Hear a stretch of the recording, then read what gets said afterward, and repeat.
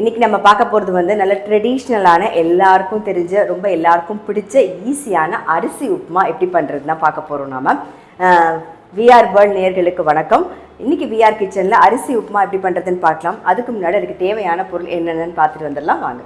1 cup பச்சரிசி, 2 teaspoon துவரம்பருப்பு, ஒரு 1/2 டீஸ்பூன் மிளகு, தேங்காய் துருவினது ஒரு 1/2 கப், தாளிக்கிறதுக்கு கடுகு, உளுத்தம்பருப்பு, கடலைப்பருப்பு, சீரகம், அப்புறம் வரமிளகா, ஒரே ஒரு பச்சை மிளகா, கொஞ்சம் கருவேப்பிலை, இப்போ கட்டி பெருங்காயம் சேர்க்க போகிறோம், தேவையான உப்பு. தாளிக்கிறதுக்கு தேங்காய் எண்ணெய் தான் யூஸ் பண்ண போகிறோம். இன்றைக்கி வந்து ஸ்டாண்டர்ட் கோல்ட் ப்ரெஸ் ஆயில் தான் நான் யூஸ் பண்ண போகிறேன். இந்த வீடியோ வந்து ஸ்டாண்டர்ட் கோல்ட் ப்ரெஸ் ஆயிலோட கொலாபரேட் பண்ணி தான் நம்ம பண்ணுறோம். ஸோ தேங்காய் எண்ணெய் யூஸ் பண்ணி பண்ண போகிறோம். அவங்களோட தேங்காய் எண்ணெய் யூஸ் பண்ணி தான். அவங்களுடைய நம்பர் வந்து டிஸ்கிரிப்ஷன் பாக்ஸில் கொடுக்குறேன், வேணுங்கிறவங்க காண்டாக்ட் பண்ணலாம். ஸோ இப்போ ஃபஸ்ட்டு நம்ம ஸ்டார்ட் பண்ணிடலாம். பாருங்க, 1 கப் அரிசி எடுத்து வச்சுருக்கோம். அதை நல்லா வாஷ் பண்ணி ஊற வச்சு எடுத்து வச்சது அது. அப்புறம் 2 டீஸ்பூன் வந்து துவரம்பருப்பு, ஒரு 1/2 டீஸ்பூனுக்கு சீரகம், 1/2 டீஸ்பூனுக்கு மிளகு, இது எல்லாத்தையும் சேர்த்து குருணையாக உடச்சின்னு வந்துடலாம். நான் வந்து ஊற வச்ச அரிசி ஊற வச்ச துவரம்பருப்புன்னு சொன்னேன். ஸோ மிக்ஸி ஜாரில் வந்து குருணையாக அரைச்சிக்க போகிறோன்னு. ஆக்சுவலாக வந்து நீங்கள் அரிசியும் துவரம்பருப்பையும் வந்து நல்லா ஒரு 10 நிமிஷம் ஊற வச்சு தண்ணியெல்லாம் வடிய விட்டு ட்ரெயின் பண்ணிவிடுங்க. தண்ணியே இருக்கக்கூடாது. நம்ம அரிசி பதம் எப்படின்னு பார்த்தீங்கன்னா, நம்ம பிடிச்சி விட்டால் கையில் 2-3 அரிசி ஒட்டணும். ஸோ அதுதான் பதம். அந்த பதத்தில் நீங்கள் அரைக்கும் போது தான் குருணையாக கரெக்டாக வரும். இப்போ நம்ம வந்து ஊற வச்ச அரிசி, அப்புறம் அதே மாதிரி ஊற வச்ச துவரம்பருப்பையும் சேர்த்தாச்சு.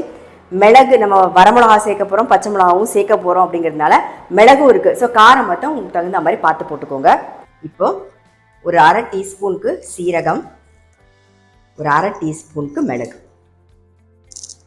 இந்த குருணையை உடச்சி நிறுத்தணும். அரிசி, பருப்பு, மிளகு, சீரகம் எல்லாம் குருணையாக உடைச்சாச்சு. பாருங்கள், இந்த மாதிரி இருக்கணும். தெரியுதா உங்களுக்கு?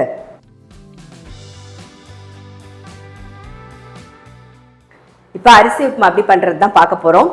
வெங்கல கடாயோ இல்லைன்னா வந்து வெங்கல பானையிலையோ பண்ணிங்கன்னா ரொம்பவே டேஸ்ட்டாக இருக்கும். அப்படி இல்லைன்னா அடிகனமான பால்னியோ எது இருந்தாலும் சரி, பாத்திரம் எது இருந்தாலும் நீங்கள் பண்ணலாம். ஸோ நான் இன்றைக்கி வந்து வெங்கல கடாய் தான் யூஸ் பண்ண போகிறேன். ஃபர்ஸ்ட் இப்போ தேங்காய் எண்ணெய் சேர்த்துக்கலாம்.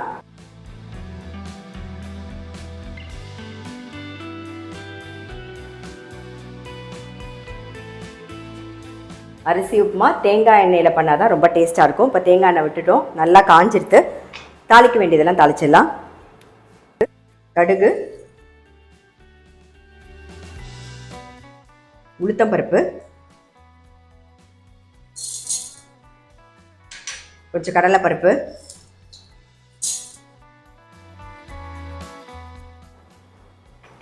அப்புறம் சீரகம்,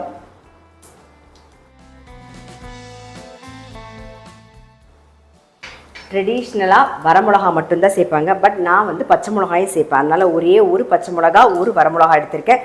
காரத்துக்கு மிளகு காரமும் போடும். ஸோ 3ம் பேலன்ஸ் பண்ணி நீங்கள் போட்டிங்கன்னா ரொம்ப நல்லா டேஸ்ட்டாக வரும். இப்போ என்ன பண்ண போகிறோன்னா, பாருங்கள், நல்லா கலர் மாறிடுத்த பருப்பும் கடலைப்பருப்பும். இப்போ பச்சை மிளகாயும் வரமிளகாயும் சேர்த்துடலாம். கருவேப்பிலை, எப்பயுமே சொல்கிறது தான், கருவேப்பிலை பிச்சு போட்டிங்கன்னா நல்லா வாசனையாக இருக்கும்.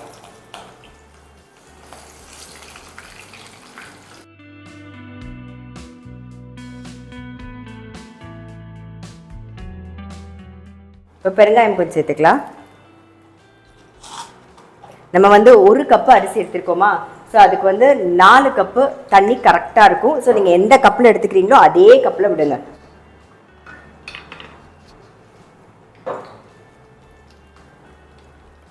இந்த கப்பில் தான் அரிசி எடுத்தேன். ஸோ அதே கப்பில் ஒரு 4 கப்பு தண்ணி சேர்த்துக்க போகிறேன்.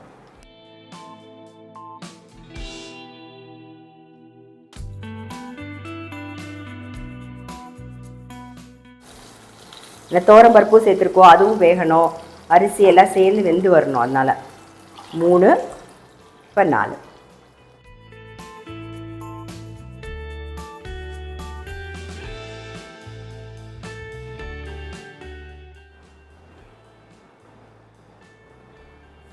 தேவையான உப்பு இப்போ சேர்த்துடலாம். நல்லா ஒரு கொதி வரணும்.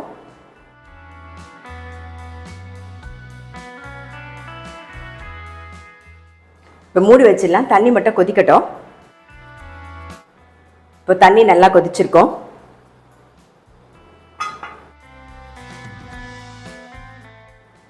தேங்காய் துருவி வச்சுருக்கோம், அதை சேர்த்துடலாம். தேங்காய் எவ்வளோ போட்டாலும் நல்ல டேஸ்ட்டாக இருக்கும். ஸோ அது நம்மளுடைய விருப்பம்தான். இது கூடவே வந்து நம்ம குருணையாக உடச்சி வச்சுருக்கோம் இல்லையா அரிசி, அப்புறம் துவரம்பருப்பு, மிளகு, சீரகம் அதையும் சேர்த்துருவோம். அடுப்பு சிம்மில் வச்சுருக்கேன். ஸோ சேர்த்துட்டு கைவிடாமல் அப்படியே கலருங்க.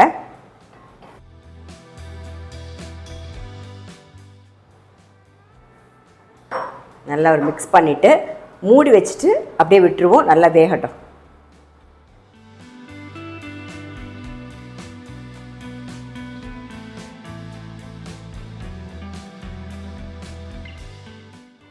பாருங்க மூடி வச்சுட்டோம். சிம்மில் வச்சாச்சு. நல்லா வேகிற வரைக்கும் நம்ம வெயிட் பண்ணலாம். இப்போ வந்து ஒரு வாட்டி கலரி விட்டுக்கலாம்.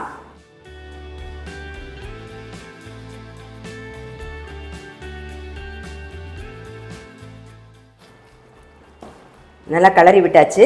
ஒரு வாட்டி மூடி வச்சுருவோம். இன்னும் வேகணும் நல்லா.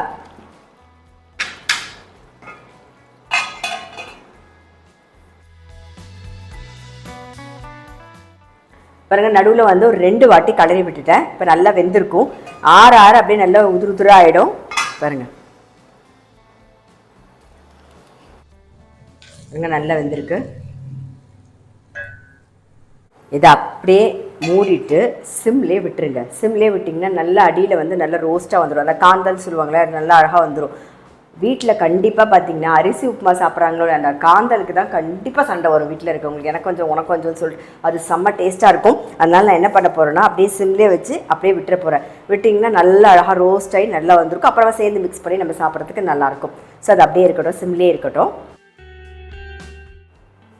நம்மளுடைய அரிசி உப்புமா ரெடி. நான் சிம்லேயே அப்படியே வச்சுட்டு அது நல்லா ரோஸ்ட் ஆகட்டும்.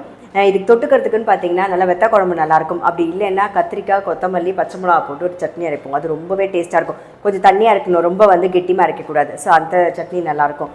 ரொம்ப டேஸ்ட்டாக இருக்கும். ஸோ கண்டிப்பாக வந்து ட்ரை பண்ணி பாருங்கள். காலையில் வெத்த குழம்பு வச்சிங்கன்னா நைட்டு அரிசி உப்புமா பண்ணால் போதும். டக்குன்னு தொட்டுன்னு சாப்பிட்றதுக்கு ரொம்ப சௌரியமாக இருக்கும்.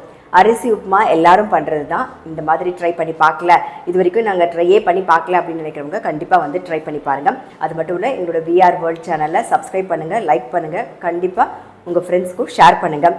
நான் அடுத்த ரெசிபியோட VR கிச்சனில் உங்களை சந்திக்கிறேன்.